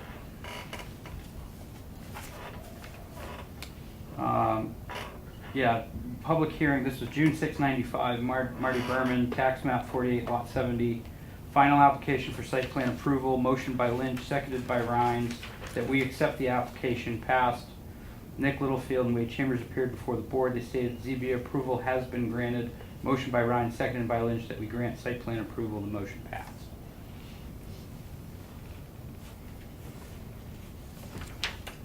And Rhymes did confirm that. Okay, so that was 95 or 2003? 95. June? June 6, 95. So then they amended it in 2003? So, yeah. They. So once they amended that site plan, the 95 site plan is no longer valid. It's the amended plan you gotta go by now. No, they're not to the 2003. Right, and that's the one that is.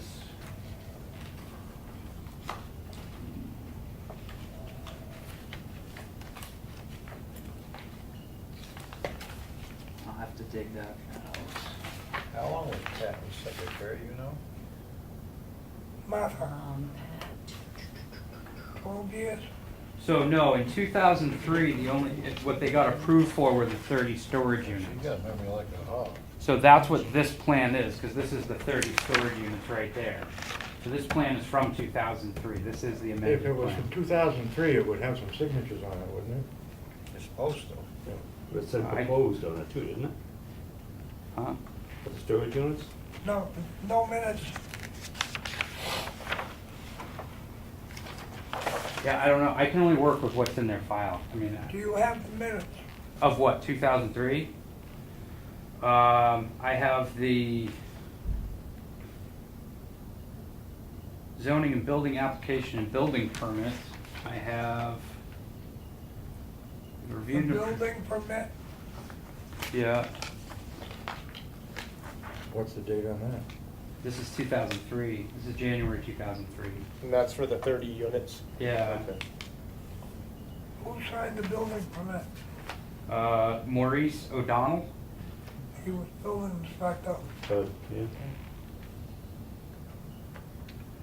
Says, who was here when I pulled mine for my trailer?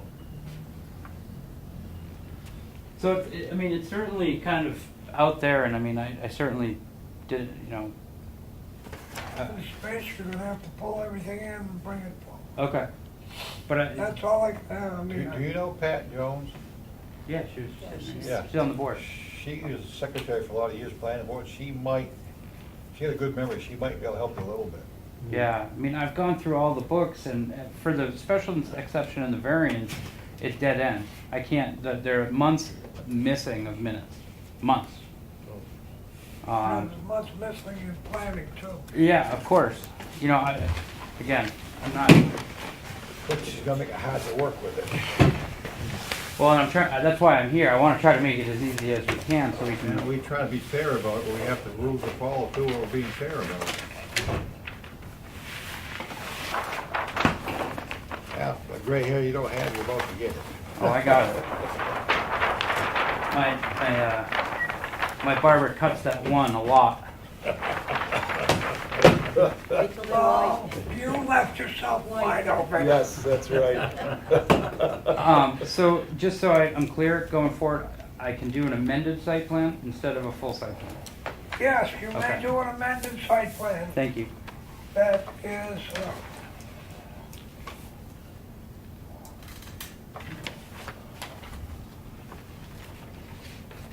and Steve will have to tell you whether you have to do a site plan or a variance. Okay. Thank you for your time.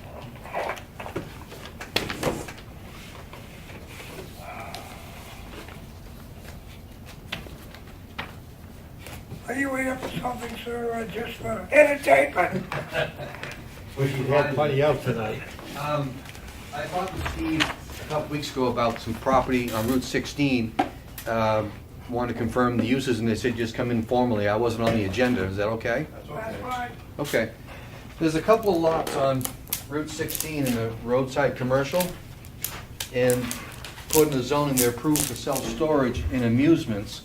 And amusements is anything that the public is charged for games and that type of thing. And wanted to know what my idea is for amusements would be like a summer fair, bring in a company from New Hampshire that brings in all the rides and stuffs and operates for a week or so. Also do like an outdoor movie theater where you do an inflatable big screen. You create like an old-fashioned drive-in theater. And then I thought about doing like a summer camp challenge where you set up all these inflatable obstacle courses and you get kids from different ages, all of the local summer camps to come out and compete against each other. A lot of the, of course, Ossipee is all sand for these lots are mostly level and all sand. Talking about cross from crowds? There's one by Deer Cove and Route 16. Yeah, that's cross from crowds. Okay, I'm not, yeah. And then right up the street by Aubuchon's, Across the street. across the street, yeah, all in the same area. Building there they started. Oh, that's That's on the other side. That's the first one. Yep, okay. Across from Chronos and G and Ossipee Grill. Oh, okay. That was the one Poirier came in and wanted to build a strip mall. Mm-hmm, yep. He was gonna, I understand that, I don't know whether those have all been combined. There were 3 lots there. They're all combined. They're all combined now. They're all combined. I know there was some confusion when Ralph came in to do that, because he didn't own it, and we won't go too far with that. And the other one across the street is in front of The mobile home park there. That's what I, Ossipee Mountain Estates. And they're both former sand pits that were depleted and reclaimed to the best of their ability. The one by the mobile home park has got about a 200 by 200 paved parking lot area. And then there's 800 feet along the road. It goes to about 600 feet along the road, and then it drops off between there and that next motel. There's quite a stretch of woods there. But that'd be perfect to go in there and line up and put up a screen and do an outdoor theater. And with Bluetooth, you could, rather than blaring speakers, everybody can monitor it in their car over Bluetooth. The only problem I see is you're gonna be able to see it from 16, which would be a distraction. Right, you'd have to project towards 16s without a translucent. You could go screen. down and turn. The lot is 300 feet wide. Yeah. So you could go down. You put the screen. There's a 30-foot setback from Route 16, and then there's a string of trees in the far corner. So you could put the screen up against 16 and put the cars facing Route 16 to combat that issue. Is that 40 feet? Sorry? Off the right of way. Yeah, off the So it road. could be another. 40 feet off the right of way. And you'd have to check on the width of that right of way there. That could be 10, 20 That's feet. right about where the culverts are. Right. And Armstrong's. Because that right of way offset varies along Route 16, as we all know. That where it narrows up for a short period of time, and widens back out. The right of way on Jewel Hill side is wide, but when But over by the golf station, it narrowed up for a ways. here, I can't think of his name, when they came in to build that hardware store, Gene? Gene? Gene? Gene and Dottie, Dottie. if I remember correctly, the right of way ends just the other side of the culverts, about halfway up that driveway. Yeah, the maps show you've got Route And 16. that sign that's for sale, it's above the edge of the You're correct. driveway. That's where it shows. Yep. You've got the roadway, a swale, and that right-of-way ends right before the asphalt pavement and where that sign is sitting. Yeah, that's just about an even. So if I have a New Hampshire-based, or there's several companies that come in with, 30 rides and food and set up for a week, or maybe 2 or 3 times a summer, what kind of site plan? Well, we're gonna run into the outdoor event ordinance, which is the selectmen's. You can ask Mr. Fishbein about that. Outdoor amusement, outdoor what? It's great what he's trying to do. Outdoor event ordinance. And point of information, Chairman, that would only apply if you're doing it once. If you do it continuously, more than once, you would have to come to site plan review. But he has to go to the selectmen first. Not necessarily. It's covered, if you read the zoning under amusement facilities or the activity, and then there is I believe there's an ordinance, if something is longer than 6 months or a year, it's considered temporary, unless it's longer than 6 months or a year. Now, the ordinance, the outdoor event ordinance through the selectmen is if they do it once. If he has plans to do it more than once, he should come here. Otherwise, it will be a waste of his time to go to the selectmen. Get dumped in that lap totally for over once, period. Right. I like But complaining that about that real ordinance hard. does, because we went through with this, with Ash.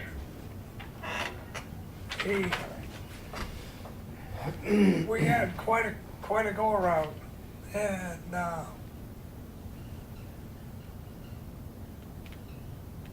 that and Sunny Villa, same. Okay. Without that ordinance being in front of me, I can't. Because there are certain restrictions in it.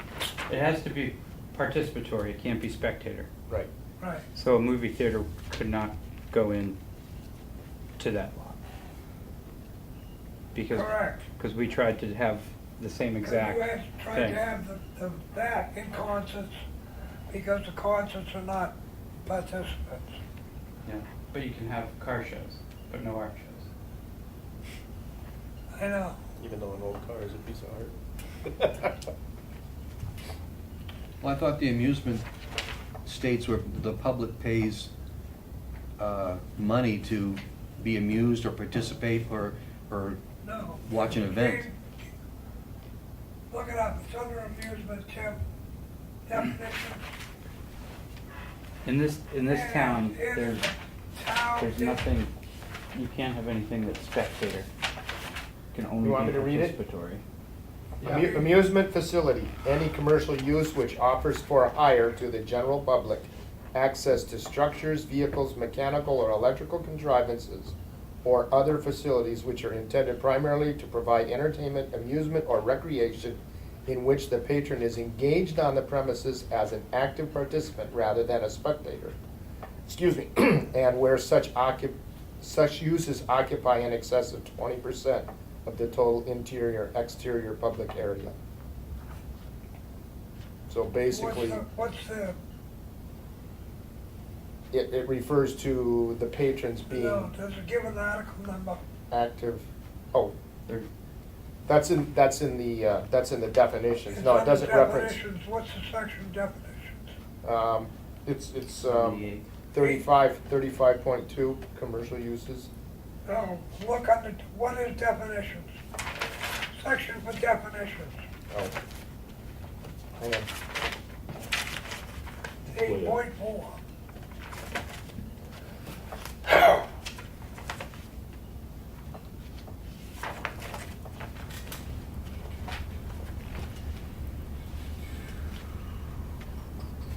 Look at the front of the book, it tells you.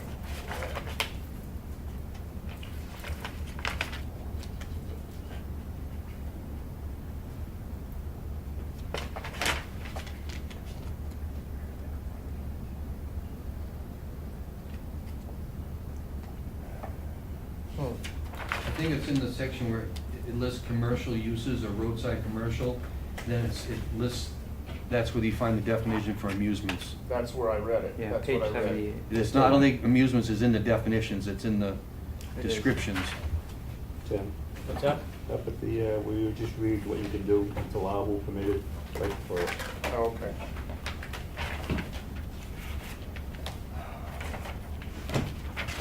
Yeah, where it says Oh, commercial yeah, here we roadside go. commercial. Here we go.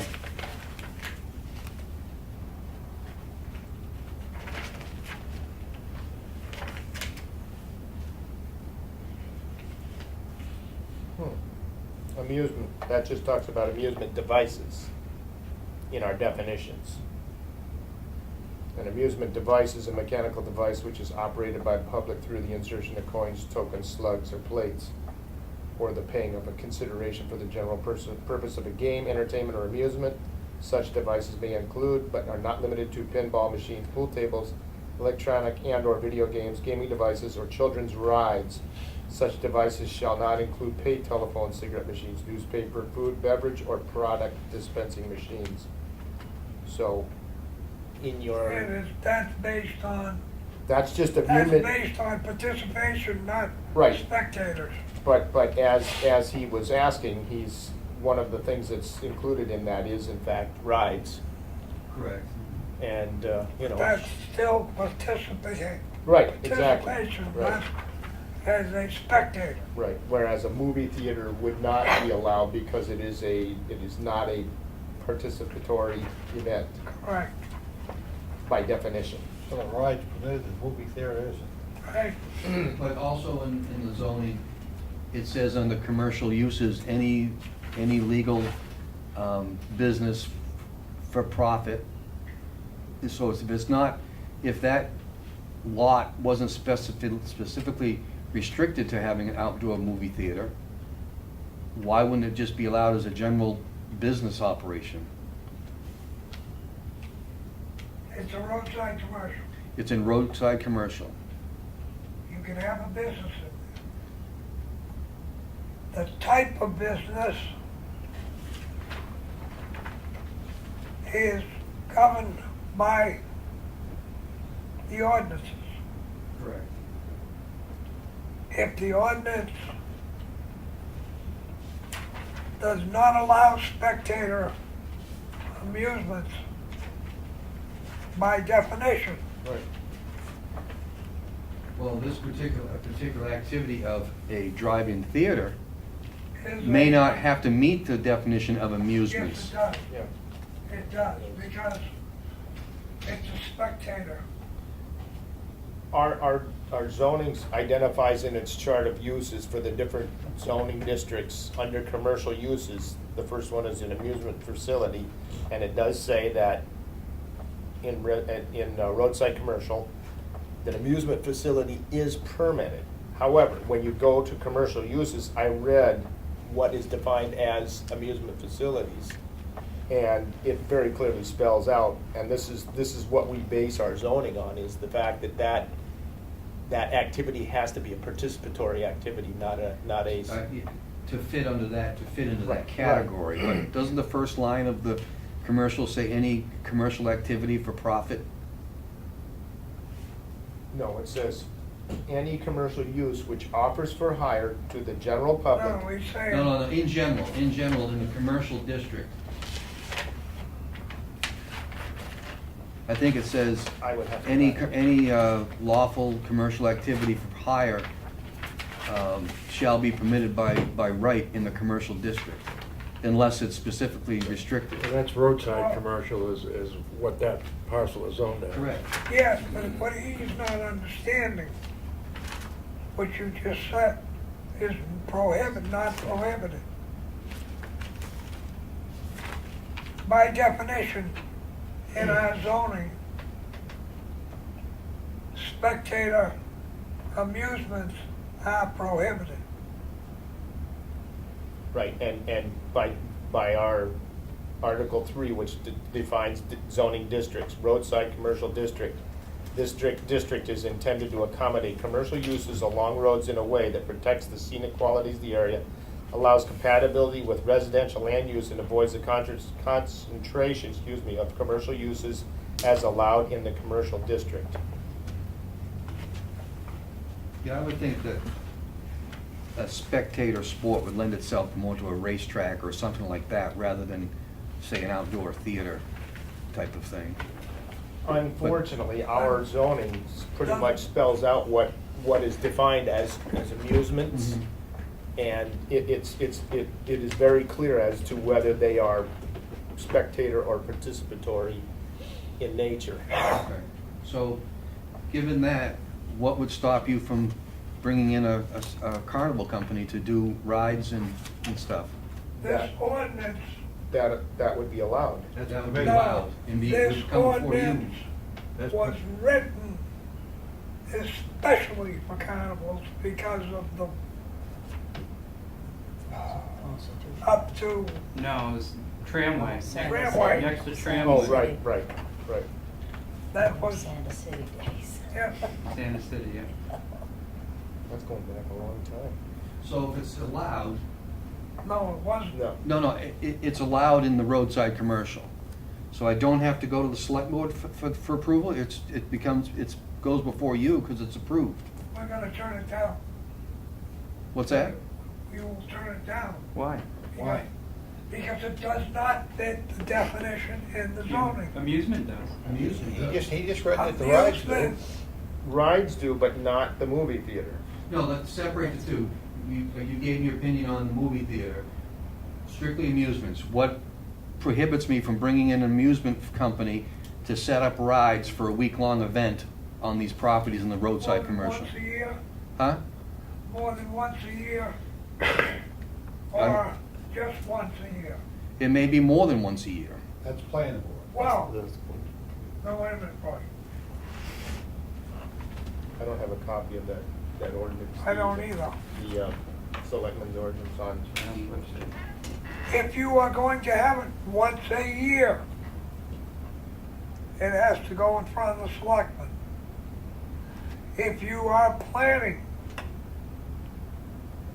more than one time a year, it comes in front of us. With a site plan review. And you have to have the site plan review. And that would basically, in rough terms, outline the site, lanes where you'd have amusements and You would food. have to, under that ordinance, name everything that you wanted to do on that site. You said under the ordinance. It's not, it wouldn't come, if there's more than one, it wouldn't come under ordinance, it would come under zoning. No, That is the still, ordinance. That is the ordinance. that is the ordinance. The The zoning ordinance ordinance. is one in front of the selectmen, two or more comes to the planning board. Yep. But you have to list. Ash, how many did you list? 30? What? All the different activities. Yeah, 20 or 30, whatever you want to do there. Whatever you want to do. In other words, you want to have pinball machines, you gotta have those. You're gonna have penny arcades, you gotta have that, whatever. Yeah. Whatever is gonna be featured in that, Anything you don't list, you can't do. and if you want to do them, you have to come back to us and have an amended site plan, which is, I didn't write it, Steve. I'll get dropped in our lap that way. Yeah. I know it. I was bad about it. Just remember who voted for it. I didn't vote for it. No. What I would suggest doing is contacting Bob Laura Freeman. to get, you Are you know, a sample? or you can go online and do it as well, but get a copy of our site plan review requirements, which describes what is required, but also What I do describes here. when it's required. In other words, when a site plan review is actually required. And that will give you a clear definition of what you need to produce in the way of documentation.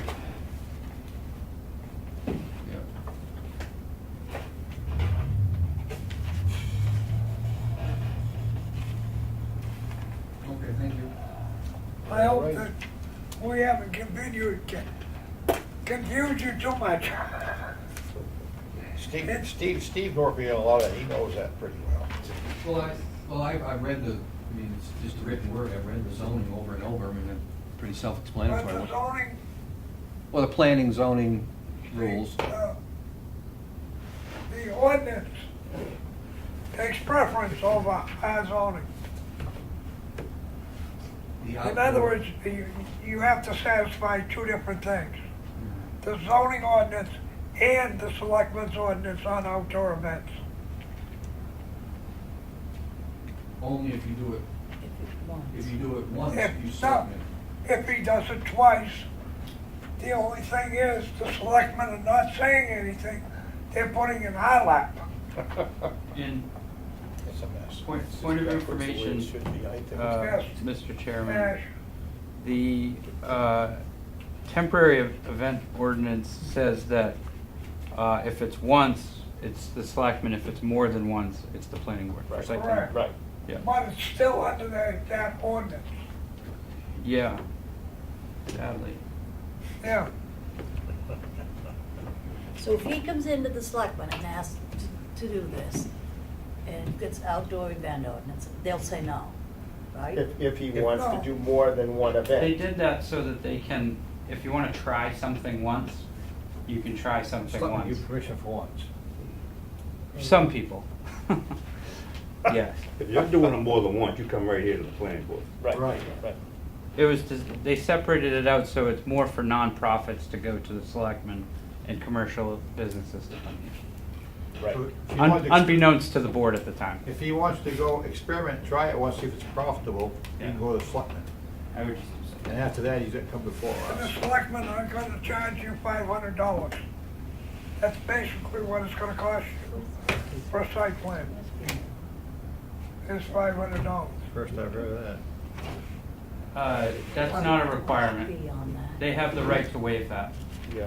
and it says so in their application. No. The Yeah. selectmen can waive anything, Yeah. but when it comes to us, Oh, yeah. it's a site plan. Yeah, I can't speak on here. Yeah, well, I thought you said the $500. selectmen was 500. Right. I'm saying if he went to the selectmen for one and found out that he couldn't do it, decided the next year he wanted to do more, he couldn't go back to the selectmen and say, I want it. right. He's gotta come here. Can I ask one more question? Yeah. Sorry, I said I was all done. If I wanted to put some self-storage in, they make self-storage units that are portable and modular, and they just sit on concrete blocks, and you just level them up. Would that be allowable on some of these lots, to not have a permanent foundation? Are you talking cargo containers? Or storage containers? Storage containers. They're made to look just like regular containers. I mean. If you want to present something, Uh, and I'll certainly bring it up to the board, the zoning, whether or not it's allowable. Well, self-storage is allowable in roadside commercial, correct? Is that where you put? Yes. Yes. Yeah. But before you get into self-storage, there's one on 28 that's only half built, excuse me, a third built. 16 by the restaurant, right down the bottom of the hill. You know where Grand Hill is? Yeah, I've surveyed the area, I know who's full, up in this end of town, northern end of town, Oh, everybody's full. 16 storage, there's another, what we say, 60 or 70 storage units going in there. Ralph Buchanan is putting Oh, another Zimmerman. one in. Zimmer, yeah. No, Zimmerman put on 28. Yeah.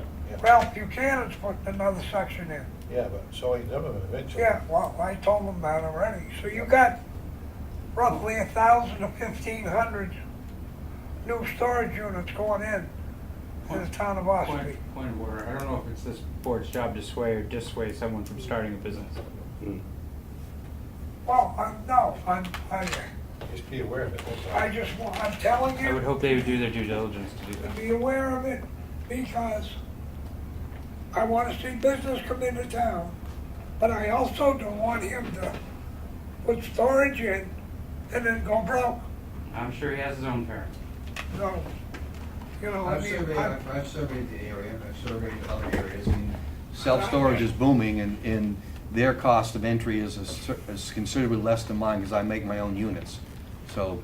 I mean, that's, I'm just trying to make you aware of what's going on. He's got city business. No. If there's nothing else, Basically, it's Motion, we adjourn? fire Well- people sign off. I don't think there's anything else. What's for the agenda? Nope. I just put mine away. Nope, Nothing else on it? you went through everything, Connie, and then some. We put the We meeting, have a motion. I already did make the Second. motion. Second. I made the motion, you We seconded gotta it. sign that. Made and seconded discussion. No, we're out All of those here. in favor, aye. All right. Long day.